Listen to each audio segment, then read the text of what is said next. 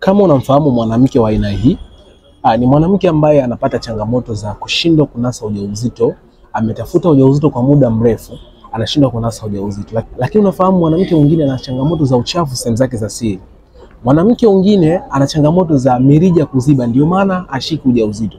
Lakini uliwahi kusikia mwanamke ambaye ana changamoto za uvimbe kwenye mayai, yani ovarian cyst. Lakini mwanamke mwingine ni kwamba ana uvimbe maji au polycystic ovarian syndrome au PCOS. Mwanamke ana changamoto za aina hiyo, unamfahamu? Basi fahamu ya kwamba huyu mwanamke ni mwanamke ambaye unaweza kumsaidia wewe mwenyewe. Na kitu ambacho unatakiwa kufahamu ya kwamba Mungu siku hizi hatumi malaika. Mungu anatuma watu ili wawasaidie watu wengine. Sasa kama utachukua video hii na kushare kwa mwanamke mwingine, ni kwamba huyo mwanamke ambaye atakuwa anapitia changamoto za uchafu sehemu za siri, anapata miwasho sehemu za siri, anashindwa kupata hamu ya tendo la ndoa, akishiriki tendo la ndoa na mwenza wake anapata maumivu, lakini pia anapata uchafu sehemu zake za siri, mirija yake ya uzazi imeziba, anapata uvimbe kwenye kizazi, basi chukua video hii na uweze kumtumia ili aweze kupata matokeo mazuri zaidi. Kumbuka ya kwamba nimepata wanawake wengi sana ambao walikuja wakiwa mahututi, maana yake changamoto zao zilikuwa kubwa kabisa. Angalia kama huyu hapa,